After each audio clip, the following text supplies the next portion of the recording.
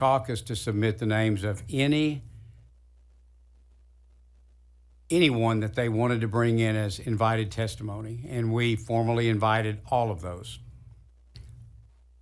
Quite a number testified, and many mentioned that they had difficulty testifying without knowing what the map looked like that we would ultimately be considering.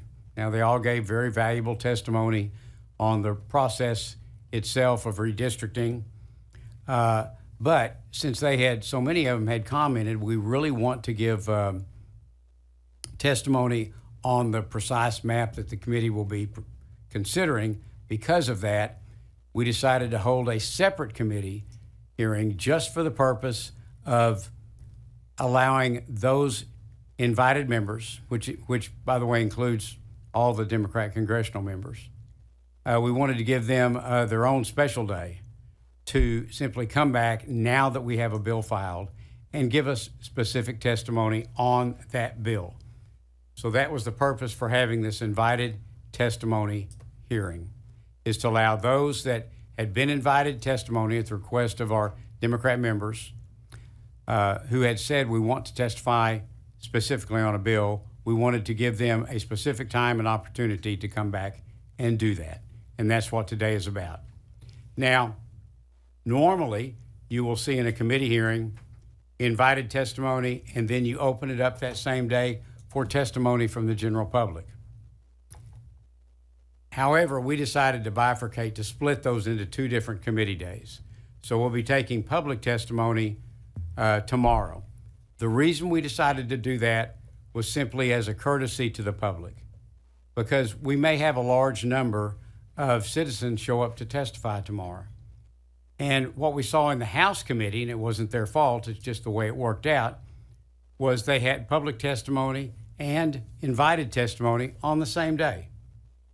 Well, the invited testimony went first, and it ended up lasting for a long period of time. And so what happened was all the citizens who had come to testify ended up waiting hours and hours before they could testify. So we, as a convenience to the citizens, didn't want them to have to wait until the invited testimony was over before they could begin the work they came here to do. So that's why we've divided this into 2 days. So we're going to meet back here tomorrow. We've already posted that at 9 o'clock in the morning, and we'll take public testimony at that time. But again, today is just for the invited witnesses. Now, for today's hearing, we had invited the following people. And I'm going to go through and I'm going to mention the response that we received so everybody knows where we're at. For the following two people that we invited, we received no response back. That was Leah Aden, the NAACP Legal Defense Fund, and Tanya Chavez, La Union del Pueblo Entero. Both were invited, but did not respond to the invitations to appear today. The following, we received a response that they were unable to attend or did not wish to attend today. Niyati Shah, Asian Americans Advancing Justice. Luis Figueroa, Every Texan. Roman R. Palomares with LULAC. Gary Bledsoe with the Texas NAACP. Michael Lee, Brennan Center for Justice. Ellen D. Katz, University of Michigan Law School. And Nina Perales with MALDEF. Now, again, these were folks that had been invited witnesses, many of whom testified in our regional hearings. They had, many had expressed that they would prefer to come back and testify, or that they were disappointed that at that time they could not testify on the bill specifically. So we invited them back today now that there is a bill. There wasn't at the time. Now that there is a map, there wasn't at the time. We invited them back for today so that they could have that opportunity to testify on this map. Now, additionally, all 12 Democrat U.S. congressional members were invited to personally testify today. Congresswoman Lizzie Fletcher, we communicated multiple times with her staff. There was no definite response given. Congressman Al Green, we did not hear back from his office. Congresswoman Veronica Escobar, didn't hear back from her office. Congressman Joaquin Castro, we did not hear a response from his office. Congressman Henry Cuellar, we did not receive a response back from his office. Congresswoman Sylvia Garcia, originally we were told she was going to attend. We were told just a little bit ago when we called back to her office to double check, because we didn't see her in the committee room, that she will not be with us today. Congresswoman Jasmine Crockett, we received no response to our invitation from her. Congresswoman Julie Johnson, we received no response to our invitation from her. Congressman Mark Vesey, we corresponded with his staff. He did respond with written testimony, which will be made available to the committee members, but there was no response as to whether or not he would be here today, and I do not see him in the audience. Congressman Vicente Gonzalez, we received no response from his office. Congressman Greg Cesar, we received no response from him. And Congressman Lloyd Doggett, we received no response to our invitation from Congressman Doggett either. So we did want to wait a little while to see if anybody just showed up. We have had no one register to testify today, no one that had been invited. Additionally, at the request of the Democrat caucus, the committee had sent invitations to appear before the committee at any time to Harmeet Dillon, the Assistant Attorney General for the Civil Rights Division at the U.S. Department of Justice, and Mr. Adam Kincaid.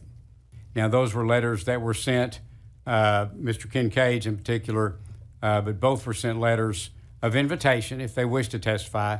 However, the committee also considered motions to subpoena their attendance, and the committee voted those motions down. We declined to subpoena them to testify.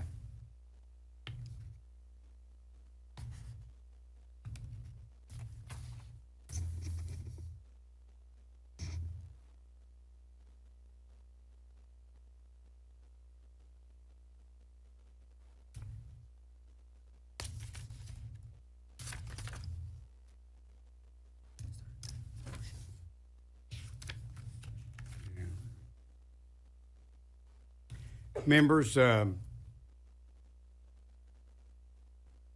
just a personal comment here. For the nearly 24 witnesses who did not appear today, invited witnesses, who I think who are very important to the process, we invited them because we trusted that if they had legal or constitutional concerns about the map, that they would come and share those concerns with us in this forum. And again, many of them had testified, a number of them had testified in our regional hearings and had said that they were having difficulty testifying with specifics beyond just the redistricting in general. They were having difficulty testifying on specifics because there wasn't a map available at that time. I had not filed a bill.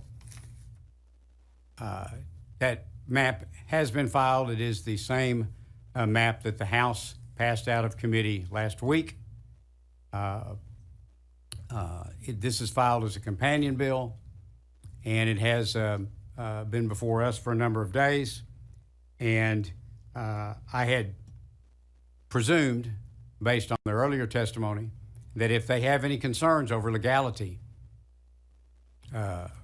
regarding this map, that they would come today and provide testimony regarding their concerns. Because as we all know in redistricting, now is the time to share such concerns if they exist. And apparently these witnesses have chose not to do that, and in almost all the cases chose not even to respond to our committee invitations. Members, would anyone like to make any comments? Senator Hinojosa. Thank you, Mr. Chairman. Many of these witnesses that we invited to testify today, many of them testified during the regional hearings, correct? A number of them did, yes. They all were invited. And there they expressed some of the concerns with the potential maps that are being considered as it relates to violations of the Voting Rights Act and the United States Constitution.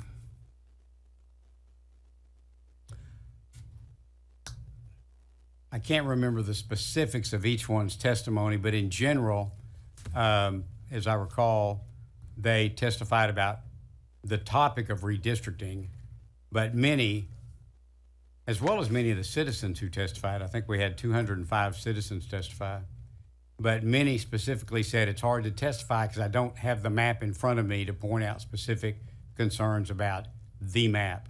And we just didn't have one at that time. So going back to my original point, and I understand completely what you're saying. Many of them did express concerns about redistricting in general, but we wanted to give them the opportunity to come and have the map before them and tell us of any concerns they had with regard to the map that the committee is now considering. But from my recollection, many of those invited witnesses were very specific, expressing their concerns and their allegations of violations of the Voting Rights Act and the United States Constitution. They expressed those concerns, and yes, they didn't have a map in front of them, but as it relates to their concerns and as it relates to redistricting, they were pretty expressive of their main concerns with the proposed redistricting.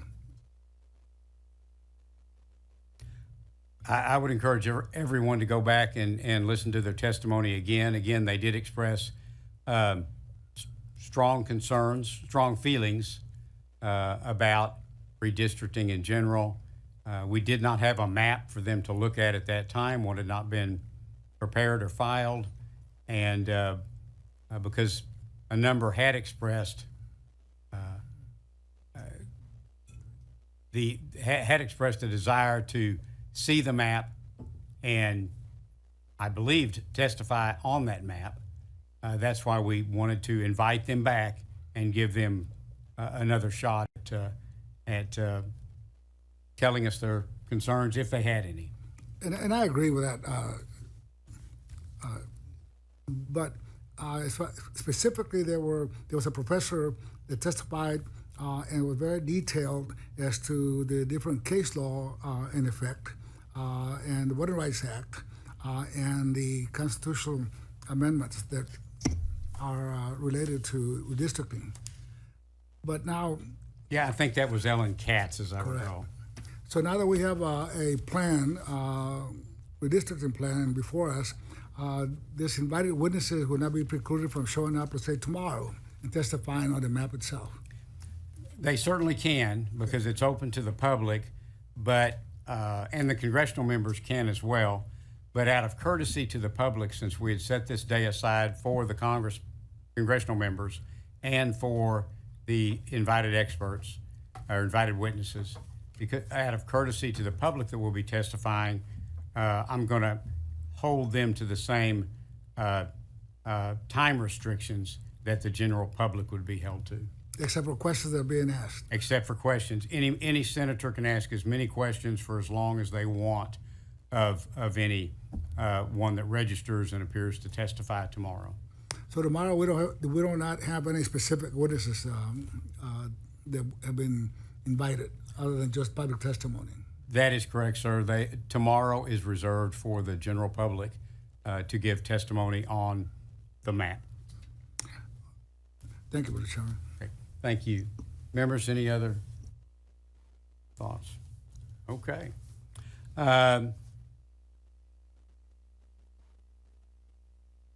Members, is there any other business to come before the committee today? Hearing none, Senator Paxton moves that the committee stand in recess, subject to the call of the chair. And I want to thank those who are here in the committee room for waiting patiently till we got started today. And I want to thank the committee members for being here. And with that, we'll see you all tomorrow morning.